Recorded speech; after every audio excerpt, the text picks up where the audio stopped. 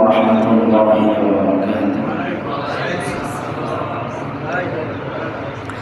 الحمد لله نحمده ونستعينه ونستغفره ونؤمن به ونتوكل عليه ونعوذ بالله من شرور أنفسنا ومن سيئات أعمالنا من يهده الله فلا مضل له ومن يضلله فلا هادي له ونشهد أن لا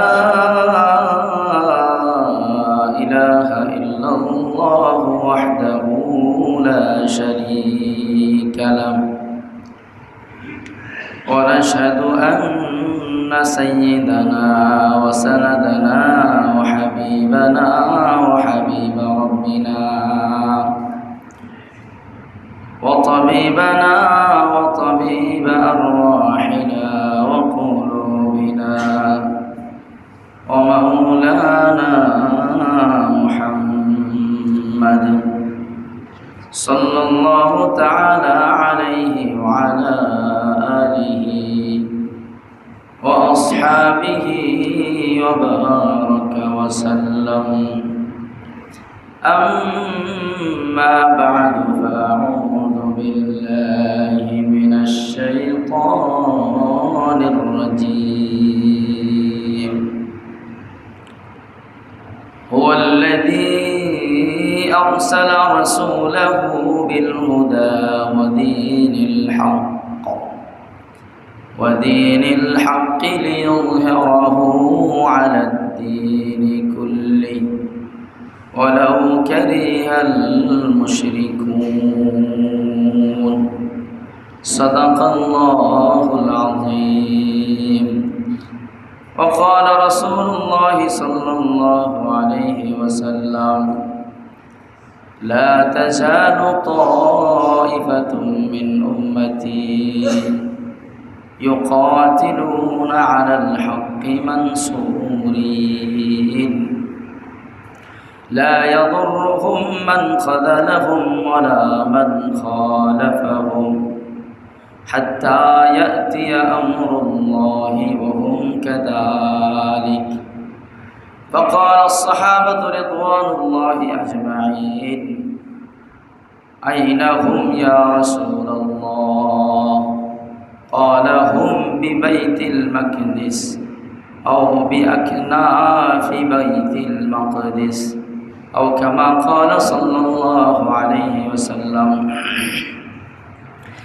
إن الله وملائكته يصلون على النبي يا أيها الذين آمنوا صلوا عليه وسلموا تسليما.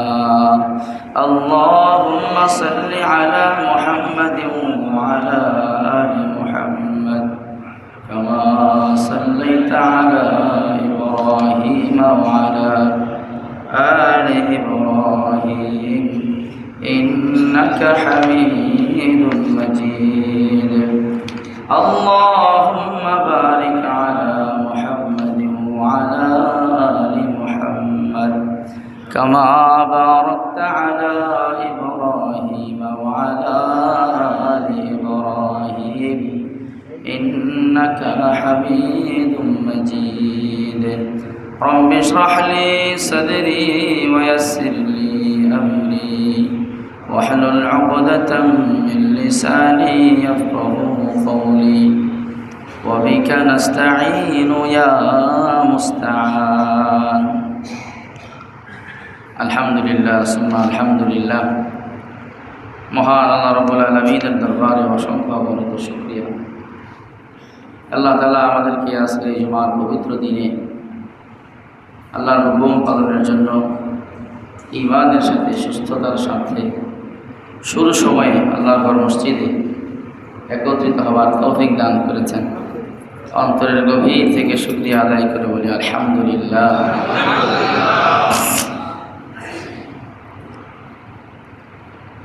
আল্লাহ রাব্বুল আলামিন আমাদেরকে মুসলমান বানাইছেন, ঈমানওয়ালা বানিয়েছেন এবং ঈমানওয়ালাদেরকে গাইড করার জন্য, ঈমানওয়ালাদের দুনিয়ায় চলাফেরাকে একটা রুটিনের উপরে, একটা নিয়মের উপরে চালানোর জন্য আল্লাহর পক্ষ থেকে একটা গাইডলাইন দিয়েছেন, একটা জীবন বিধান দিয়েছেন। আল্লাহ তাআলা একটা কিতাব দান করেছেন। এই কিতাবের মধ্যে আমাদের জন্য সব কিছু আছে।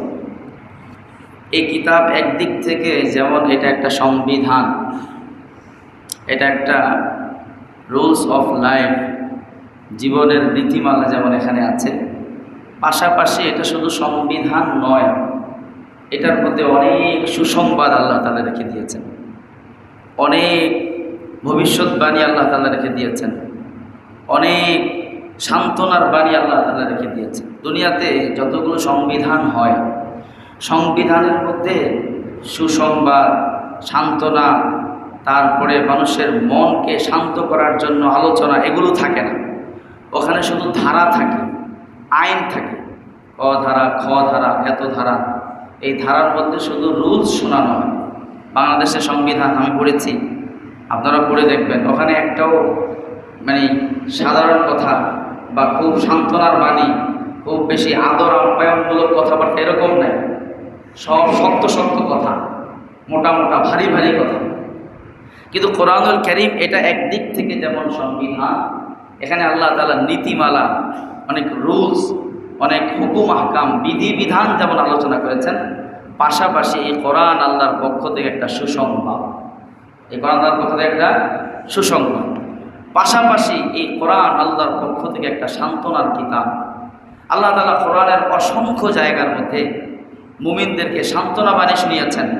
মুমিনদের যখন মানসিক কষ্ট শুরু হয়, মানসিক চাপ শুরু হয়, অশান্তি এবং পেরেশানি শুরু হয়, আল্লাহ তাআলা হাজারের উপরে আয়াত এই কোরআনের মধ্যে রেখে দিয়েছেন, যে আয়াতগুলো তেলাওয়াত করার দ্বারা মনের সব দুঃখ দুর্দশা দূর হয়ে যায়। একটা হলো কথাটাই বলছেন সান্ত্বনার জন্য, আবার আরেকটা হলো আল্লাহ তাআলার কালামের শব্দগুলোর মধ্যে এমন পাওয়ার আছে, শব্দগুলোর মধ্যে, উচ্চারণের মধ্যে এমন শক্তি আল্লাহ রেখে দিয়েছেন যে যত বেশি পেরেশানি অন্তরের মধ্যে আসুক না কেন, কোরআনকে কেউ যদি অজুর সাথে, মনোযোগের সাথে, মহব্বতের সাথে তেলাওয়াত শুরু করে, যেখান থেকেই তেলাওয়াত করবে, সেটার মধ্যে চাই বিধিবিধানের আলোচনা হোক, চাই জান্নাতের আলোচনা হোক, চাই জাহান্নামের আলোচনা হোক, চাই সান্ত্বনার বাণী হোক, যেমনই হোক, যেই জায়গা থেকে কোরআন তেলাওয়াত করবে, কোরআনের তেলাওয়াতের মধ্যে আল্লাহ তাআলা এমন পাওয়ার রেখে দিয়েছেন যে ব্যথিত হৃদয়ে যদি তেলাওয়াত করে, তেলাওয়াত করার সঙ্গে সঙ্গে ব্যথা দূর হয়ে যাবে। আল্লাহ কোরআনের মধ্যে বলেছেন, আলা বিযিকরিল্লাহ, আলা বিযিকরিল্লাহি তাতমাইন্নুল কুলুব। ও দুনিয়ার মানুষ, তোমরা মনোযোগ দিয়ে শোনো, বিযিকরিল্লাহি তাতমাইন্নুল কুলুব, আমি আল্লাহর জিকির দ্বারা তোমার অন্তরের সব পেরেশানি দূর হয়ে যায়। জিকরুল্লাহর মধ্যে সবচেয়ে শক্তিশালী জিকির হলো কোরআনের তেলাওয়াত। এই কারণে কোরআন তেলাওয়াত করার মধ্যে সব ধরনের পেরেশানির সমাধান আছে না নাই? তেলাওয়াত করলে পেরেশানি দূর হবে, এটা তো হলো কোরআনের তেলাওয়াতের মধ্যে শক্তি। তাছাড়া আল্লাহ তাআলা কোরআনের মধ্যে এরকম অসংখ্য আয়াত নাজিল করেছেন, যে আয়াতগুলোর মধ্যে আল্লাহ তাআলা আল্লাহর মুমিন বান্দাদেরকে সান্ত্বনা দিয়েছেন। মুমিনরা উহুদের যুদ্ধের মধ্যে আঘাতপ্রাপ্ত হয়েছে। উহুদের যুদ্ধের মধ্যে 70 জন সাহাবী শহীদ হয়ে গিয়েছে, কয়েকশো সাহাবী আহত। আল্লাহর রাসূল নিজেও আহত হয়ে গেছেন, সারা শরীরের সব জায়গায় জখম আর জখম। আল্লাহর রাসূল আহত, শরীর থেকে রক্ত ঝরতেছে। সাহাবায়ে কেরাম 100-এর উপরে সাহাবী আহত, 70 জন সাহাবী দুনিয়া থেকে বিদায় হয়ে গেছেন, শহীদ হয়ে গেছেন। সব সাহাবার অন্তরের মধ্যে পেরেশানি। আল্লাহ রাব্বুল আলামিন আয়াত নাজিল করে দিলেন, ইন কুনতুম তা'লামুনা ফাইন্নাহুম ইয়া'লামুন ওয়া তারজুনা মিনাল্লাহি মা লা ইয়ারজুন। ও আমার প্যারা হাবিবের সাহাবারা শোনো, যদিও তোমরা আঘাত পেয়েছ, যদিও তোমাদের শরীর থেকে রক্ত ঝরতেছে, শুধু তোমরাই শরীর থেকে রক্ত ঝরাও নাই। তোমাদের শরীর থেকে যেমন রক্ত ঝরেছে, দুশমনদের শরীর থেকেও তেমন রক্ত ঝরেছে। আল্লাহ এই কথা বলছেন কি জন্য? সান্ত্বনা দেওয়ার জন্য। তোমরা কেন মনে কষ্ট পাবা? তোমাদের মনে কেন দুঃখ থাকবে? তোমাদের শরীর থেকে যদি রক্ত ঝরে থাকে, দুশমনের শরীর থেকেও রক্ত ঝরেছে। কিন্তু এই জায়গায় যদিও তোমরা বরাবর, আরেক জায়গায় তাদের সাথে তোমাদের কোনো মিল নাই। ওয়াতারজুনা মিনাল্লাহি মা লা ইয়ারজুন। তোমরা এই যে যতগুলো আঘাত শরীরের মধ্যে পেয়েছ, তোমাদের যতগুলো মানুষ হারিয়ে গেছে, যতগুলো মানুষ শহীদ হয়েছে, সবগুলো মানুষ দুনিয়া থেকে যাওয়ার পরে একটা বড় বড় জান্নাতের মালিক হয়ে গেছে। এবং তোমরা যারা আঘাতপ্রাপ্ত হয়েছ, প্রতিটা আঘাত তোমাকে জান্নাতের অনেক দরজা বাড়াইয়া দিবে।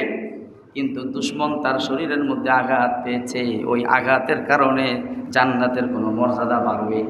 বলেন বাড়বে? কোনো মর্যাদা বাড়বে না। এভাবে আল্লাহ তাআলা সান্ত্বনা দিলেন।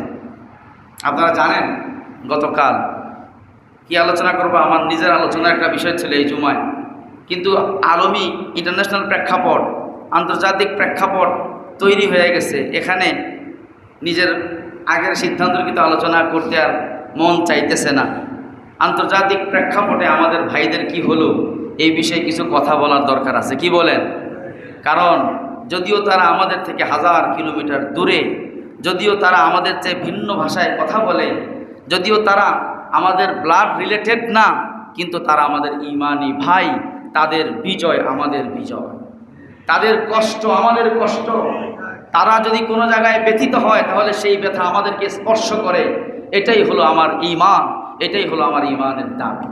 যদি এটা না হয়, তাহলে আমি ঈমানের পরিচয় দিতে পারি না, ঈমানদারের পরিচয় দিতে পারি না। আল্লাহ রাসূল বলেছেন, আল মুমিনুনা কাজাসাদিন ওয়াহিদিন। সারা পৃথিবীর মুমিনরা একটা দেহের ন্যায়, একটা দেহের ন্যায়। এই দেহের যদি কোনো একটা অঙ্গে আঘাত লাগে, এই আঘাতের অনুভূতি সারা শরীরের মধ্যে ছড়িয়ে যায়। এই দেহের কোনো একটা অঙ্গ যদি ভালো লাগে, ভালো লাগার অনুভূতি সারা শরীরের মধ্যে ছড়িয়ে যায়। আজকে গাজার মধ্যে যখন বোমা বিস্ফোরণ হতো, যারা ঈমানদার তারা মনে করত এই বোমা বিস্ফোরণ শুধু গাজায় হয় নাই, এই বোমা বিস্ফোরণ আমার ঘরে হয়েছে, আমার ভাইয়ের শরীরের উপর হয়েছে। সারা মুসলমান, সারা পৃথিবীর মুসলমান ব্যথিত হতো। এটা ঈমানের দাবি ছিল। আজকে গাজায় আনন্দ, আজকে গাজায় আনন্দের মিছিল চলতেছে, উৎসব চলতেছে।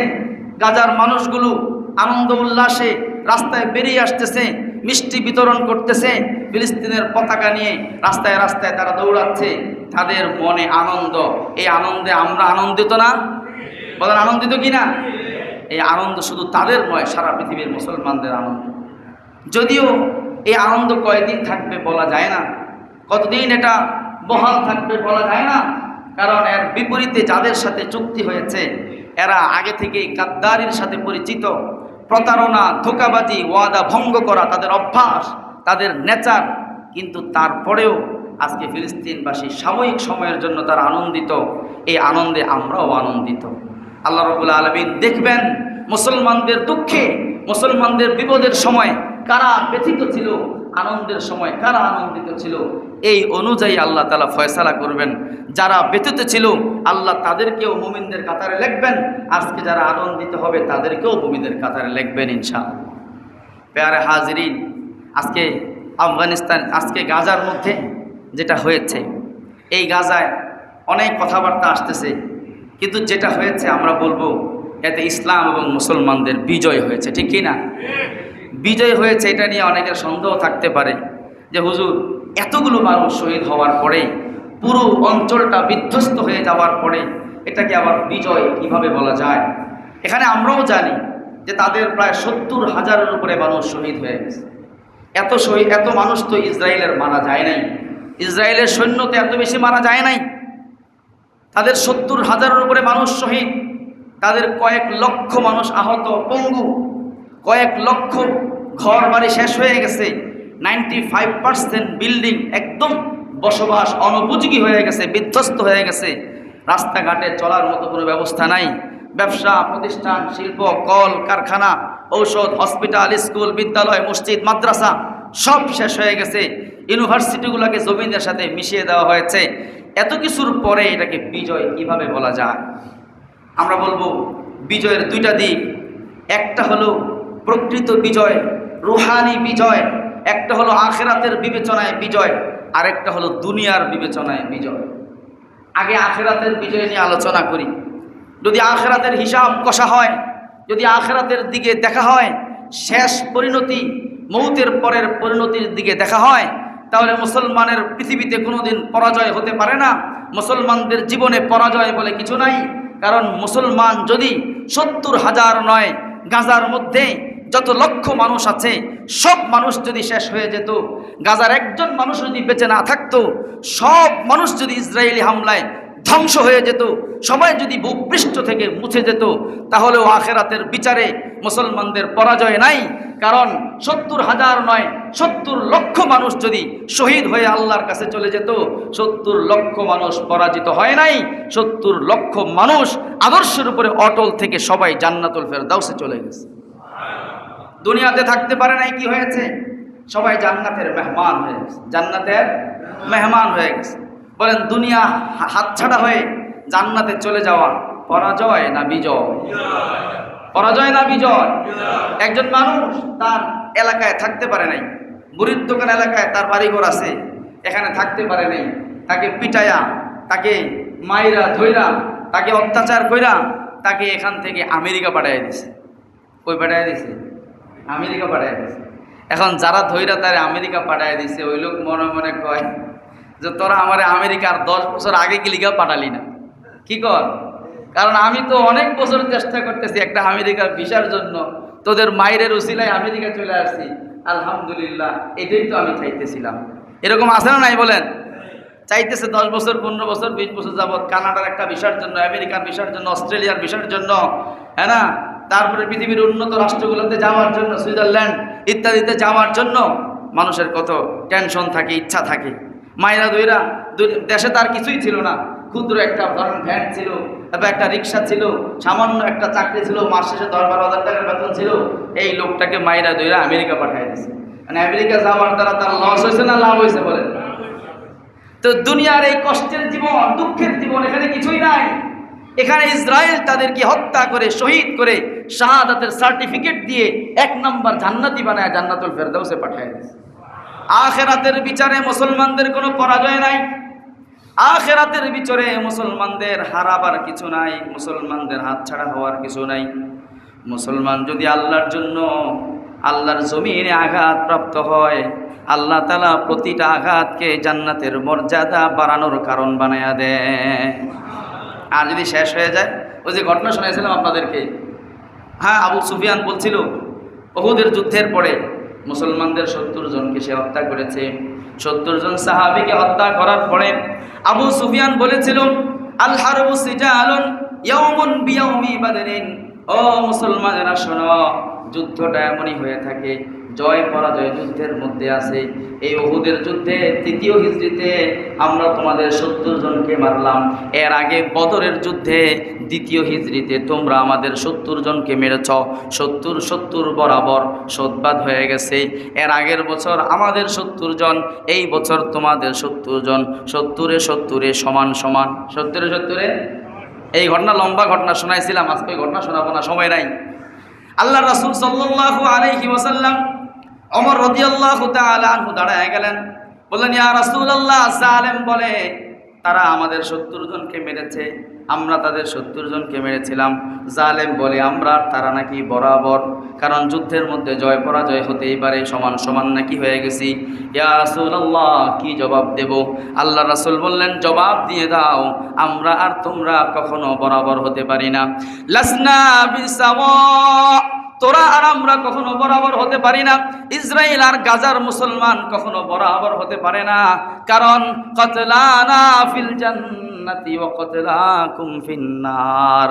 আমাদের গত বছর, তোদের গত বছর যে 70 জনকে আমরা হত্যা করেছিলাম, ওই 70 জন দুনিয়া থেকে বিদায় হওয়ার সঙ্গে সঙ্গে জাহান্নামে চলে গেছে।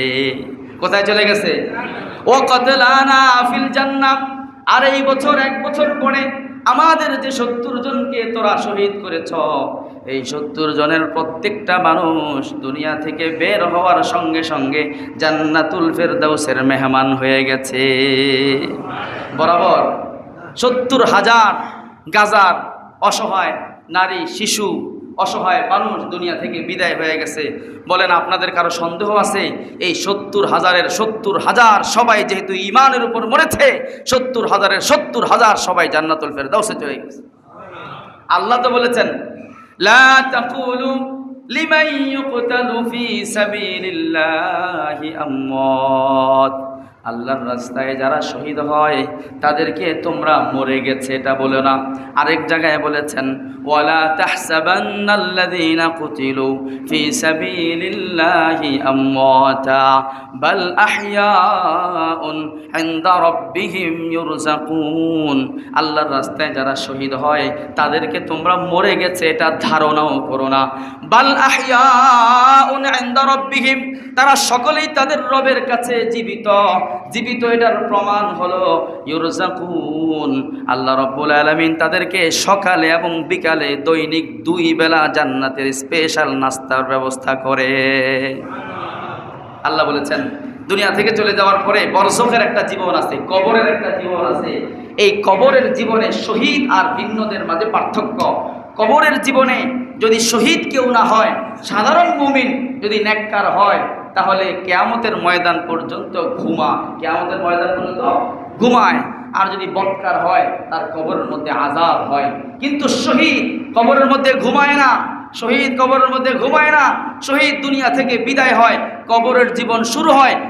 কবরের জীবন থেকেই তার জান্নাতের নিয়ামত ভোগ করা শুরু হয়ে যায়। সবাই জান্নাতের নিয়ামত ভোগ করবে হাসরের ময়দানের পরে। সব মুমিনরা জান্নাতের নিয়ামত ভোগ করবে, হাসরের ময়দানে উঠবে, বিচার হবে, আমলনামা ডান হাতে দেওয়া হবে, পুলসেরাত পার হবে, হিসাব কিতাব হবে, 50,000 বছর পার হবে, এরপরে গিয়ে জান্নাতের ভোগ বিলাস শুরু হবে, এর আগে না। কিন্তু শহীদ দুনিয়া থেকে বিদায় হয়, শহীদের রূহ শরীর থেকে বের হওয়ার সঙ্গে সঙ্গে জান্নাতের নিয়ামত শুরু হয়ে যায়। তাহলে আখিরাতের বিচারে তারা কি পরাজিত না বিজয়ী? এবার দুনিয়ার বিচারে আসেন। দুনিয়ার বাহ্যিক হিসাবে যদি দেখেন, তাহলে দেখেন আপনারা দুনিয়ার বিচারে এই মুহূর্তে ইসরায়েলের তথ্যগুলোর দিকে নজর দেন, ইসরায়েলের পরিস্থিতির দিকে নজর দেন, আর গাজার ভিতরের যেখানে একটা ভবন নাই বসবাস করার মতো, যেখানে মানুষের এখনো পর্যন্ত হাতে খাদ্য পৌঁছে নাই, পানীয় পৌঁছে নাই, একটা পরিবারের 18 জন 20 জন করে সদস্য হারায় গেছে, শহীদ হয়ে গেছে। ওই মানুষগুলোর দিকে একটু তাকান। গতকাল যখনই যুদ্ধবিরতি চুক্তির ঘোষণা হওয়ার পর থেকে সবাই আনন্দে উৎফুল্লে উল্লাস এবং আনন্দিত অবস্থায় সবাই হাসতে হাসতে রাস্তায় বের হয়ে এসছে। তাদের চেহারার হাসি দেখে বোঝাই যায় না যে এখানে 2 বছর 730 দিন পর্যন্ত তাদের উপরে এভাবে বোমা বর্ষণ হয়েছে। চেহারার মধ্যে আনন্দ। বলেন মানুষ পরাজিত হলে হাসতে পারে? পরাজিত হলে হাসতে পারে? তাদের চেহারার মধ্যে আনন্দ। অপর দিকে ইসরায়েল 2 বছর জুলুম করেছে, 2 বছর বিলিয়ন ট্রিলিয়ন ডলার খরচ করেছে বোমা বর্ষণ করার জন্য।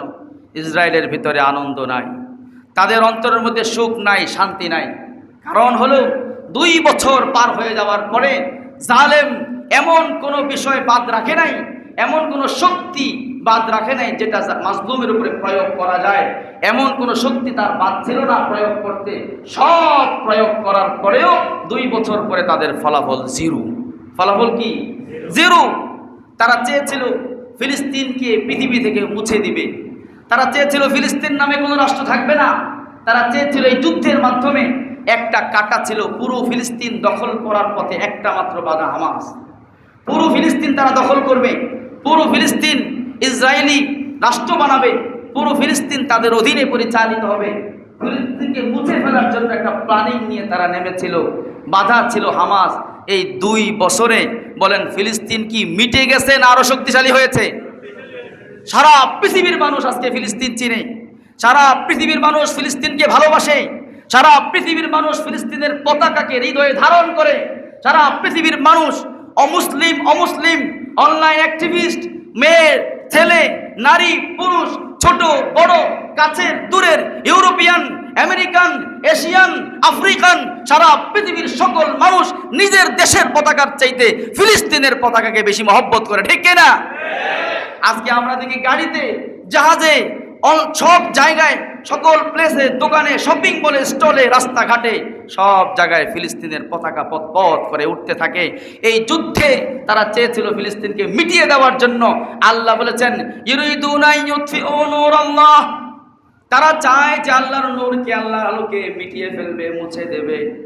বিআফওয়াহিহিম, তাদের মুখের ফু দ্বারা আল্লাহর আলোকে, আল্লাহর বাতিকে তারা নিভিয়ে দিবে। কিন্তু আল্লাহ রব্বিন চান, আল্লাহ চান আইয়ুতিম্মা নূরাহু, আল্লাহ চান যে আল্লাহর আলোকে আল্লাহ পরিপূর্ণ করবেন। তারা চেয়েছিল ফিলিস্তিনের মানচিত্রটা মুছে দিবে, চেয়েছিল ফিলিস্তিনের পতাকাটা পৃথিবীবাসীর অন্তর থেকে মিটিয়ে ফেলবে। আল্লাহ 2 বছরের যুদ্ধের পরে ফিলিস্তিনের পতাকাকে এমন শক্তিশালী করেছেন, পৃথিবীর একটা ভূখণ্ড নাই যেই ভূখণ্ডের মধ্যে ফিলিস্তিনের পতাকা পাওয়া যাবে না, ঠিক কিনা? সব জায়গায় কোন দেশের পতাকা? ফিলিস্তিনের পতাকা। 2 বছর পরে আজকে ইসরায়েলের নাম যেখানে উচ্চারিত হয়, ঘৃণায় সেখানে থুতু নিক্ষেপ করা হয়, ঠিক কিনা? সারা পৃথিবীর মানুষ ইসরায়েলের উপরে থুতু নিক্ষেপ করে, সারা পৃথিবীর মানুষ ইসরায়েলি পতাকাকে পায়ের নিচে মাড়াইতে থাকে।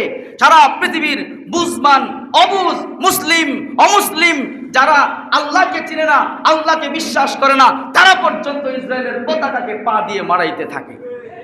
করেছেন কে? আল্লাহ করেছেন। আমরা দেখেছি সারা পৃথিবীর চিত্র, ইসরায়েলি নাগরিক যেখানে যায় সেখান থেকে দৌড়ানি খায়া ভাগতে থাকে, ঠিক কিনা? হোটেলে গেছে দৌড়ানি খাইছে, যেখানে গেছে, এয়ারপোর্টে গেছে, এয়ারপোর্টের মানুষ ধৈর্য তাকে মার দিয়েছে। অভিশপ্ত নেতানিয়াহু জাতিসংঘের সেই অধিবেশনে ভাষণ দেওয়ার জন্য দাঁড়াইছে। কি বলেন, এখানে একজন দাঁড়াইছে ভাষণ দেওয়ার জন্য, আপনারা সবাই তারা রাইখা চলে গেলেন বৃদ্ধাঙ্গুল দেখায়া। এর চাইতে বড় অপমান আর হতে পারে? আল্লাহ তাদের জন্য অপমান, লাঞ্ছনা, অপদস্থতা জমিনের মধ্যে রেখে দিয়েছেন, পৃথিবীর মধ্যে রেখে দিয়েছেন। কিয়ামতের ময়দানে কি পরিমাণ লাঞ্ছনা অপেক্ষা করতেছে ওখানে গেলে দেখা যাবে। আল্লাহ দুনিয়াতে তাদেরকে লাঞ্ছিত করেছেন। আজকে সারা পৃথিবীর মানুষ গাজার পক্ষে স্লোগান দেয়, ফিলিস্তিনের পক্ষে স্লোগান দেয়, ইসরায়েলের বিপক্ষে স্লোগান দেয়। এগুলো প্রমাণ ইসরায়েল আদর্শিকভাবে, ফিলিস্তিন এবং গাজা আদর্শিকভাবে পুরো পৃথিবীতে বিজয় অর্জন করেছে। এই বিজয় ইসলামের বিজয়, এই বিজয় মুসলমানের বিজয়, এই বিজয় জালেমের বিপক্ষে মাজলুমের বিজয়, এই বিজয় ফেরাউনের বিপক্ষে মুসার সম্প্রদায়ের বিজয়, এই বিজয় শক্তিশালীর বিপক্ষে দুর্বলের বিজয়, এই বিজয় শয়তানি শক্তির বিপক্ষে আল্লাহর বান্দার বিজয়, ঠিক কিনা? আল্লাহ বিজয় দিবেন, তবে হ্যাঁ, চূড়ান্ত বিজয়ের জন্য আরো সময় লাগবে, কিন্তু এই বিজয় অর্জন হয়েছে। আমাদেরকে এটা অনুভব করতে হবে, অনুধাবন করতে হবে। আমরা দূর থেকে বুঝতেছি না, আমরা অনেক কিছু মনে করি। আমি বলেছিলাম আপনাদেরকে, একজন গাজার মেহমান এসেছিলেন মাসখানেক আগে বাংলাদেশে, আমি ওনার সাথে কথা বলেছিলাম। আমি অবাক, আমরা দূর থেকে অনেক হতাশ, আমাদের অন্তরের মধ্যে অনেক পেরেশানি, হতাশা, কিন্তু তারা এমন, তারা আমেরিকার সৈনিকদেরকে, নেতানিয়াহুর বাহিনীকে তারা 1 পয়সা দিয়ে মূল্যায়ন করে না, কোনো ভ্যালু নাই তাদের কাছে। তারা তাদেরকে কুকুর বিড়ালের চাইতেও বেশি দুর্বল মনে করে, অসহায় মনে করে নেতানিয়াহুর বাহিনীকে, তাদের কাছে কোনো মূল্য নাই। সাহাবায়ে কেরামের সেই চিত্র আমরা ওখানে দেখতে পাই। আজকের এই যে 2 বছর, আমাদের উস্তাদে মোহতারাম ফরিদাবাদ মাদ্রাসার শিক্ষক একদিন বলতেছিলেন যে তোমরা বলো আল্লাহ তাআলার সাহায্য আসে না, আল্লাহ তাআলা সাহায্য করে না, আল্লাহ তাআলার সাহায্য আর কি দেখতে চাও? একটা ছোট্ট ভূখণ্ডের ভিতরে, ছোট্ট ভূখণ্ড, একদিক থেকে লম্বায় মাত্র 40 কিলোমিটার আর প্রস্থে মাত্র 10 কিলোমিটার, সব মিলিয়ে চতুর্দিক থেকে 400 বর্গ কিলোমিটারের একটা ভূখণ্ড, ছোট্ট, অনেক ক্ষুদ্র একটা অঞ্চল। এই ক্ষুদ্র অঞ্চলের মধ্যে পাহাড় নাই, এই ক্ষুদ্র অঞ্চলের মধ্যে জঙ্গল নাই, বাগান নাই, লুকানোর কোনো জায়গা নাই, ছোট্ট একটা ভূখণ্ড। এই ভূখণ্ডের ভিতরে একটা দল আজকে 2টা বছর পর্যন্ত মোকাবেলা করে যাচ্ছে, যাদের সাথে পৃথিবীর অন্য কোনো রাষ্ট্রের কানেকশন নাই, যোগাযোগ নাই, 4 দিক থেকে অবরুদ্ধ। উত্তর এবং পূর্ব দিক থেকে ইসরায়েলের দেয়াল দেওয়া, দক্ষিণ দিকে মিশরের দেয়াল দেওয়া এবং পশ্চিম দিকে ভূমধ্য সাগরের তীর, ওখানে পর্যন্ত ইসরায়েলি নৌবাহিনী সবসময় টহল দিচ্ছে। একটা ভূখণ্ড ছোট্ট, চতুর্দিক থেকে অবরুদ্ধ, ওখানে একটা মাছি মশা পর্যন্ত প্রবেশ করার সুযোগ নাই। 1 কিলো ডাল, 1 কেজি চাউল, 1 কেজি আটা ঢোকানোর কোনো ব্যবস্থা নাই, একটা অস্ত্র, একটা পয়সা ঢোকানোর ব্যবস্থা নাই। সারা পৃথিবী থেকে বিচ্ছিন্ন, যেটাকে open prison on the world, সারা পৃথিবীর একটা উন্মুক্ত কারাগার বলা হয়, সেই ভূখণ্ডের ভিতরে 2 বছর নিরস্ত্র কিছু মানুষ তারা পৃথিবীর পুরো শক্তির বিরুদ্ধে মোকাবেলা করে টিকেছিল। পৃথিবীর সবচেয়ে শক্তিশালী শক্তির বিরুদ্ধে, যাদের সাথে ইসরায়েলের সাথে ন্যাটোর জোট ছিল, ইসরায়েলের সাথে আমেরিকা ছিল, ইউরোপিয়ান ইউনিয়ন ছিল, ইউরোপের শক্তিশালী রাষ্ট্রগুলো ছিল, জার্মানি ছিল, ব্রিটেন ছিল, তাদেরকে অস্ত্রশস্ত্র দিয়ে, অর্থ দিয়ে ইসরায়েলকে শক্তিশালী করেছে। পুরো পৃথিবীর বিরুদ্ধে নিরস্ত্র 35,000 মুজাহিদ 2 বছর পর্যন্ত টিকেছিল। একজন মুজাহিদকে তারা জীবন্ত গ্রেফতার করতে পারে নাই। এটা কি বিজয় কি বিজয় না বলেন? কিভাবে টিকেছিল? কে তাদেরকে টিকিয়ে রেখেছেন? আল্লাহ টিকিয়ে রেখেছেন। আজকে পর্যন্ত শান্তি চুক্তি হবার পর, যুদ্ধ বিরোধী চুক্তি হবার পর এখন তারা ময়দানে আসতেছে, ওপেন টেবিলে বসতেছে। এর আগ পর্যন্ত তাদেরকে ইসরায়েল কোনো কিছু মানাইতে পারছে? কোনো নীতি তাদের উপর প্রয়োগ করতে পেরেছে? কোনো নীতিমালা তাদের উপর প্রয়োগ করতে পারে নাই। তারা তাদের আদর্শের উপর অটল ছিল। তাদেরকে টিকিয়ে রাখছেন কে? আল্লাহ টিকিয়ে রাখছেন। আল্লাহ তাআলা কোরআনুল কারীমের মধ্যে বলেছেন, কাম মিন ফিআতিন কালিলাতিন গালাবাত ফিআতান কাসীরাতান বিইذনিল্লাহ। আল্লাহ রাব্বুল আলামিন অনেক ছোট ছোট দল দিয়ে অনেক বড় বড় দলকে পরাজিত করেছেন। ছোট ছোট দল দিয়ে অনেক বড় বড় দলকে আল্লাহ পরাস্ত করেছেন, মার খাইয়েছেন। আমরা দেখলাম হামাসের ছোট্ট একটা বাহিনী, ছোট্ট একটা দল, এই দল দিয়ে 2 বছর পর্যন্ত ইসরায়েলকে আল্লাহ তাআলা নাকানি চুবানি খাইয়েছেন। ইসরায়েলকে আল্লাহ তাআলা পরাস্ত করেছেন। এটা আল্লাহ তাআলার ওয়াদা, আল্লাহ করবেন। আমরা দেখেছি বদরের ময়দানে, ইসলামের প্রথম যুদ্ধ বদরের ময়দান, ওখানে সাহাবায়ে কেরামের সংখ্যা ছিল মাত্র 313 জন। কয়জন? 313 জন।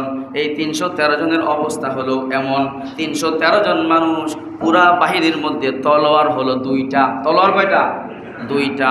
যুদ্ধ করার জন্য ঘোড়ার প্রয়োজন হয়। ওই জমানার ঘোড়া ছিল বর্তমান জমানার ট্যাঙ্কের মতো। 313 জন সাহাবীর মধ্যে একটা মাত্র ঘোড়া। কয়টা ঘোড়া বলেন?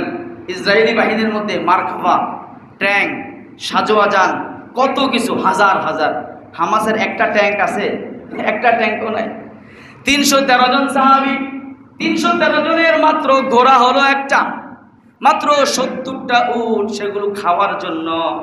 অপরদিকে যে আবু জাহেলের সন্ত্রাসী বাহিনী, ওই জমানার নেতানিয়াহুর বাহিনী, আবু জাহেলের সন্ত্রাসী বাহিনী 1000 জন 300 জনের মোকাবেলায় 1000 জন 3 গুণ বেশি। এই 1000 জনের প্রত্যেকের হাতে আধুনিক অস্ত্র, আধুনিক তলোয়ার, প্রত্যেকের হাতে। অপরদিকে তলোয়ার কয়টা? 2টা। সাহাবাদের হাতে তলোয়ার কয়টা? এখানে সকলের হাতে হাতে তলোয়ার, সকলের হাতে হাতে যুদ্ধে, সকলের গায়ে যুদ্ধের পোশাক। আবু জাহেলের সন্ত্রাসী বাহিনী প্রত্যেকের শরীরের মধ্যে লৌহ বর্ম, যুদ্ধের পোশাক। একজন সাহাবীর শরীরের মধ্যেও যুদ্ধের পোশাক নাই। মিলায় দেখেন, মিলায় দেখেন।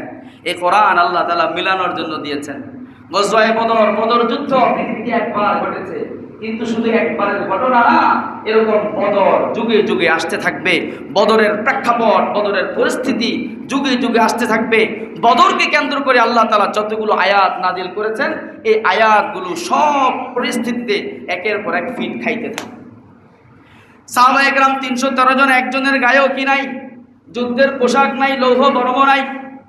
হামাসের শরীরের দিকে তাকান, একজনের গায়েও আধুনিক যুদ্ধের পোশাক নাই। কিসের গায়ে আধুনিক পোশাক থাকবে? তাদের পায়ের মধ্যে যুদ্ধের ক্যাচ নাই। যুদ্ধে পড়ার জন্য যে বোট লাগে, বোট নাই। হামলা করে আমরা অনেক ভিডিওতে দেখেছি, দৌড়ে যায় হামলা করে, খালি হাতে খালি পায়ে, কিছুই নাই। হাতে বানানো বোমা, হাতে বানানো, আজীব, অবাক লাগে। হাতে বানানো একটা বোমা, এটার কোনো অনেক বড় এরকম ফ্যাক্টরিতে তৈরি হয়েছে, অস্ত্র বানানোর কারখানায় তৈরি হয়েছে এমন না। আমরা যে ওয়ার্কশপে লোহা কাইটটা মিশুক বানাই, একটার সাথে একটা ঝালাই দিয়ে জোড়া লাগাই, এরকম জায়গায় তারা বসে বসে ঘরোয়াভাবে বোমা বানায়। এই বোমা দিয়ে আমার মনে হয় না একটা ফ্যান বাস্ট হওয়ার কথা, এই বোমা দিয়ে আমার মনে হয় না একটা লাইট বাস্ট হওয়ার কথা। কিন্তু এই বোমাটা যখন আল্লাহ তাআলার নাম নিয়ে শক্তিশালী তাদের মারকাবার মধ্যে রেখে দেয়, একটা মারকাবা কত শক্তিশালী একটা সামরিক যান, এটার মধ্যে যখন এই ক্ষুদ্র বোমাটা রেখে দেয় আল্লাহর নাম নিয়ে, ওই বোমার পাওয়ারে পুরা মারকাবাটা ভেঙে চুরমার হয়ে যায়। কে করেন? কে করেন? আল্লাহ করেন। বদরের যুদ্ধে সাহাবায়ে কেরামের হাতে মাত্র 2টা তলোয়ার, এবং শরীরের মধ্যে যুদ্ধের পোশাক নাই, মাত্র একটা ঘোড়া। ম্যাক্সিমামের হাত খালি, হাতের মধ্যে কোনো অস্ত্র নাই। যুদ্ধের ময়দান আল্লাহর রাসূল যখন গেলেন, আল্লাহর রাসূল যখন ময়দানে গেলেন, আবু জাহেলের বাহিনী আগে আগে আসা বদরের ময়দানের মধ্যে যেই জায়গাটা সবচেয়ে ভালো নিরাপদ, যেই জায়গাটা যুদ্ধের জন্য উপযোগী, ওই জায়গাটা দখল করে নিয়ে নেয়। আল্লাহর রাসূল বসতে বিলম্ব হয়, যেই জায়গার মধ্যে সমস্যা, যুদ্ধের জন্য উপযোগী না, ওই জায়গাটা মুসলমানদের ভাগে আসে। উপযোগী না তার মানে হলো আল্লাহর রাসূল সাহাবায়ে কেরামকে নিয়ে যেই জায়গায় বসে, ওই জায়গাটা ছিল বালু কাময়, তোর পায়ের নিচে বালু, বালুর মধ্যে পাখি জমে না নড়াচড়া করে? বলেন, বালুর মধ্যে পা দিলে নড়াচড়া যায় না? সাহাবায়ে কেরামের ভাগে যেই জায়গাটা আসছে, এইটার পায়ের নিচে হলো বালু। এই জায়গায় আশেপাশে পানির ব্যবস্থা নাই, আবার এই জায়গাটা হলো নিচু জায়গা। আবু জাহেল যেই জায়গায় তারা যেই জায়গাটা দখল করেছে, ওটা হলো শক্ত ময়দান, শক্ত মাটি, ঘোড়া চালায় আরাম, দৌড়ায় আরাম, প্রশিক্ষণ নিয়ে আরাম। আবার আশেপাশে পানির ব্যবস্থা আছে, আবার জায়গাটা উঁচু। কোরআনের মধ্যে আল্লাহ বলেছেন, প্রেক্ষাপট আল্লাহ কোরআনের মধ্যে তুলে ধরেছেন। সাহাবায়ে কেরাম সংখ্যায় মাত্র 3 ভাগের 1 ভাগ, ম্যাক্সিমামের হাতে অস্ত্র নাই, ওদিকে তারা সবাই আধুনিক অস্ত্রে সজ্জিত। এই যুদ্ধের ময়দানের পরিস্থিতির কারণে সাহাবায়ে কেরামের মনের মধ্যে অনেক টেনশন, পেরেশানি। রাত্রেবেলা পরের দিন যুদ্ধ শুরু হবে, রাতের বেলা বদরের মাঠের মধ্যে যখন সাহাবায়ে কেরাম বসে আছেন, আল্লাহ রাব্বুল আলামিন দেখলেন আমার হাবিবের সাহাবাদের অন্তরের মধ্যে পেরেশানি, কি জানি কি অবস্থা হবে। জায়গাটাও ভালো পেলাম না, পানিরও ব্যবস্থা নাই, হাতে অস্ত্র শস্ত্র নাই, পরিণতি কি হবে? মনের মধ্যে একটা ভয়। আল্লাহ রাব্বুল আলামিন প্রথম অনুগ্রহ করলেন, তাদের মনের ভয় দূর করার জন্য সব সাহাবাদের উপরে আসমানের পক্ষ থেকে একটা ঘুম চাপায়া দিলেন। কি চাপায়া দিলেন? সব সাহাবায়ে কেরাম বদরের যুদ্ধ যেদিন হবে, আগের রাত্রে টেনশন কি করবে, এশার নামাজের পরে আর কেউ বসে থাকতে পারতেছে না।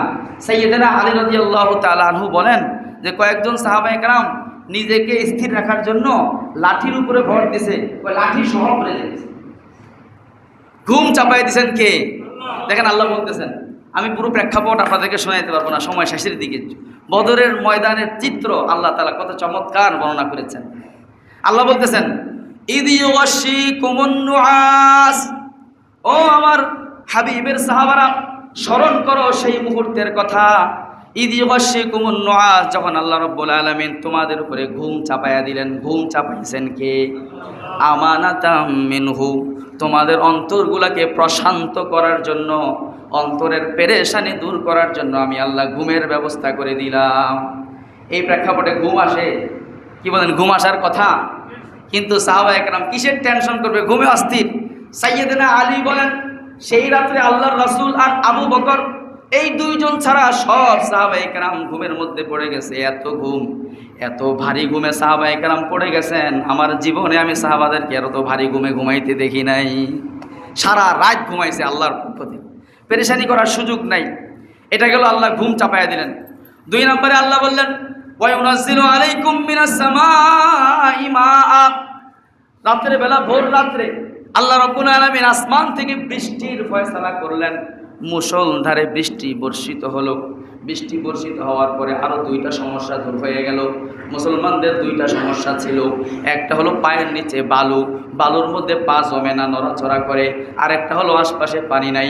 আল্লাহ আসমান থেকে মুষলধারে বৃষ্টি বর্ষণ করলেন। এই বৃষ্টি যখন বালুর জমিনের উপরে পড়লো, বালুর উপরে বৃষ্টি পড়লে আপনারা জানেন বালু শক্ত হয়ে যায়। বালু কি হয়ে যায়? এখন যখন বালুর উপরে বৃষ্টি হইল, বালুর জমি আর নরম থাকলো না, বৃষ্টির কারণে বালু পানি শুষে নিল এবং জমিনটা শক্ত হয়ে গেল। যেই জমিনে আগে চলতে কষ্ট ছিল, এখানে এখন চলাটা আরামদায়ক হয়ে গেল। করেছেন কে? অপর দিকে তারা নিয়েছিল কোন জায়গা? শক্ত জমিন না?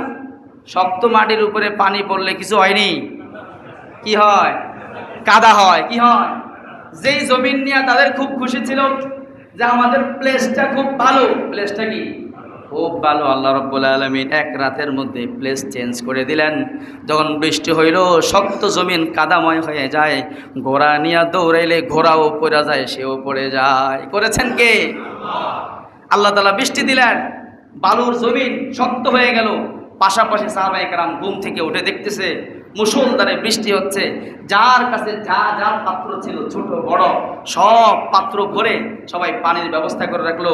আল্লাহ বললেন ওয়ায়ুনাজ্জিলু আলাইকুম মিনাস সামাই মাআ, আমি আল্লাহ আসমান থেকে তোমাদের জন্য পানি বর্ষণের ব্যবস্থা করলাম, লিউতাহিরাকুম বিহি, যাতে এই পানি দ্বারা তোমাদেরকে আমি আল্লাহ পবিত্র করতে পারি, ওয়ায়ুযহিবা আনকুম রিজিজাশ শাইতান, এবং তোমাদের মনের মধ্যে যে শয়তানের ওয়াসওয়াসা ছিল এই ওয়াসওয়াসা আমি আল্লাহ দূর করে দিলাম, ওয়ালিয়ারবিতা আলা কুলুবিকুম, তোমাদের অন্তরগুলোকে আমি আল্লাহ মজবুত বানায়া দিলাম, ওয়ায়ুসাব্বিতা বিহিল আকদাম, তোমাদের পাগুলো আগে জমিনের মধ্যে স্থির হতো না, বৃষ্টির মাধ্যমে তোমাদের পাগুলোকে জমিনের মধ্যে আমি আল্লাহ শক্ত করে দিলাম। সুবহানাল্লাহ। করেছেন কে? 2 বছর কিভাবে টিকে থাকে বুঝে আসে না।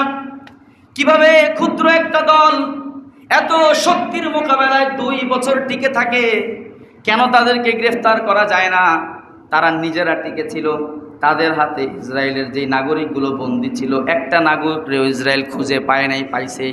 বলেন পাইছে? পায় নাই। কিভাবে টিকে ছিল? টিকায় রাখছেন কে? আল্লাহ টিকায় রাখছেন। এটা আল্লাহর সাহায্য ছিল। এবার আল্লাহ রাব্বুল আলামিন বলেন, ও আমার সাহাবারা, আমার হাবিবের সাহাবারা শোনো, তোমরা 313 জন, তাদের 3 গুণের চাইতেও কম, 3 ভাগের চাইতেও কম, তারা তোমাদের চেয়ে 3 গুণ বেশি।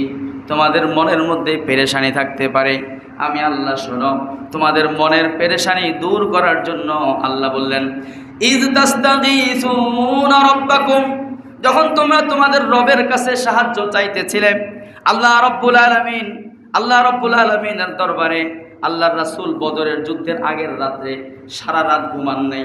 সাহাবায়ে কেরাম ঘুমাইছে, আল্লাহর রাসূল ঘুমান নাই।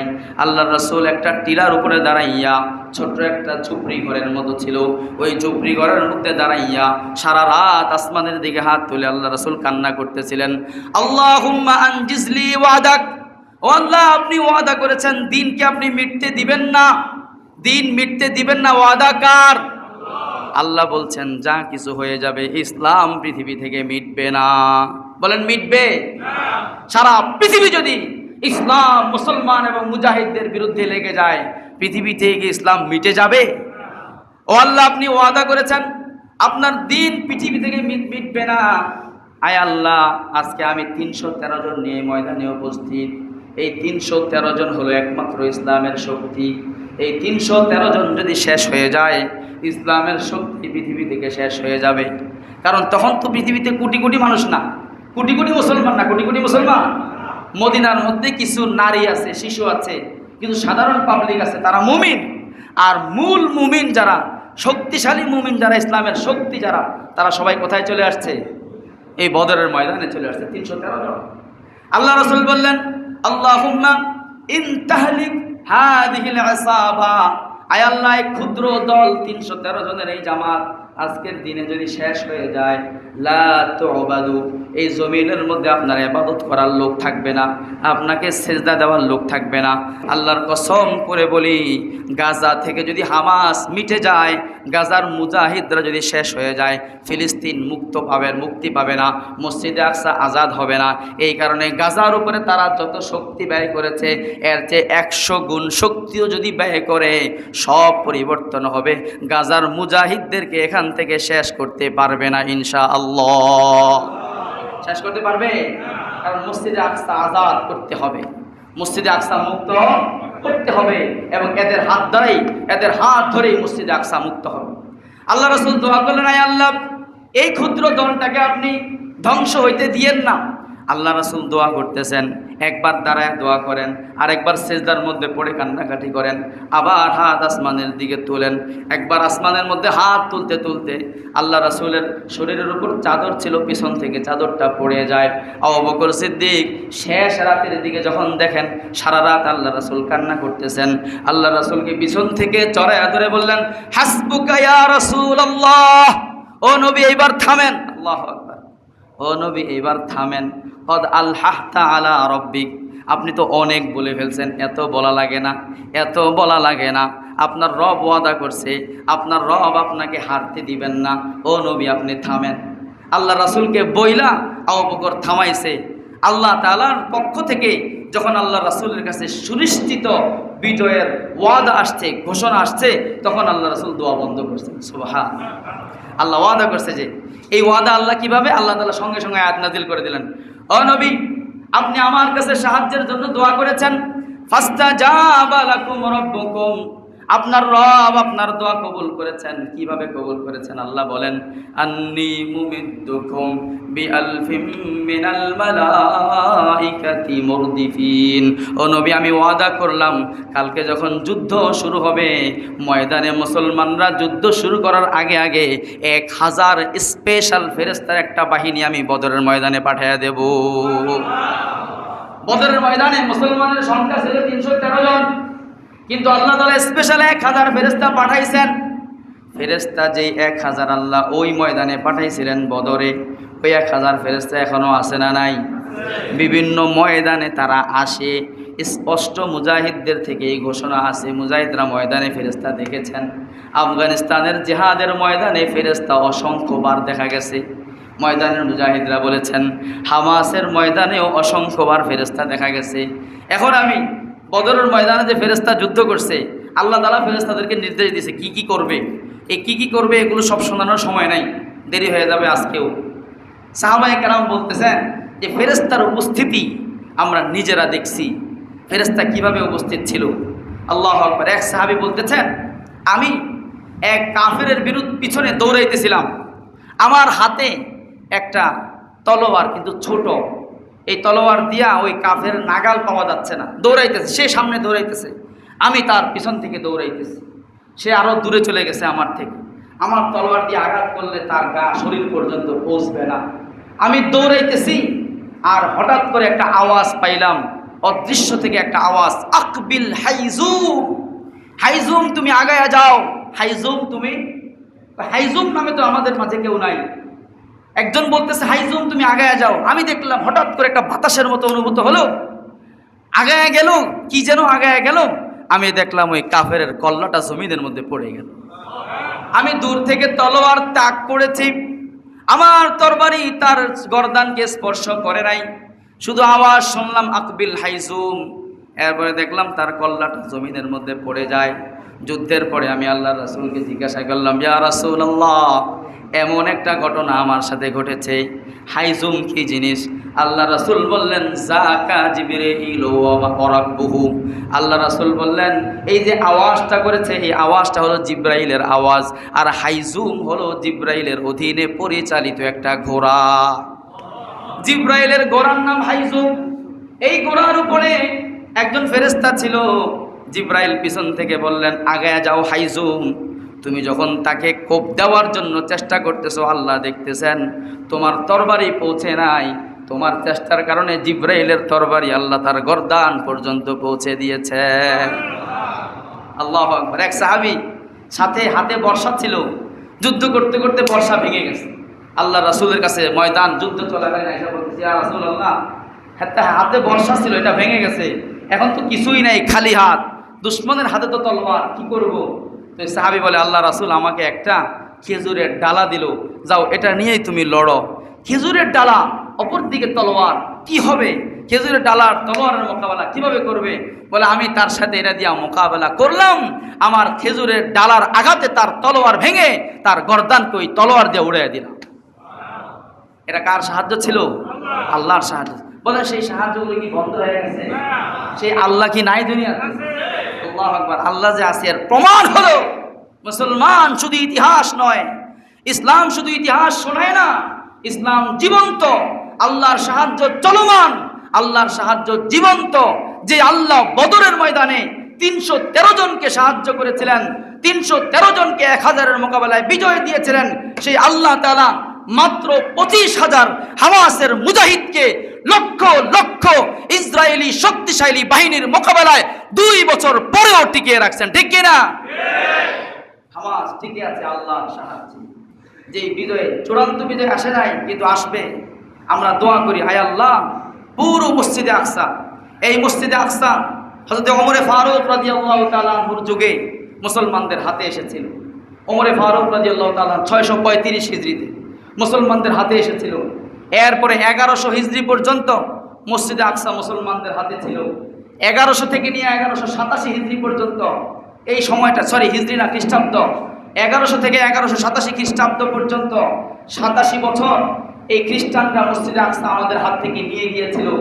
1187 খ্রিস্টাব্দে সালাহুদ্দিন আইয়ুবী রহমতুল্লাহি আলাইহি যুদ্ধ করে জীবন বাজি রেখে মসজিদে আকসাকে আবার বিজয় করেছিলেন, গাজা এবং ফিলিস্তিনকে বিজয় করেছিলেন।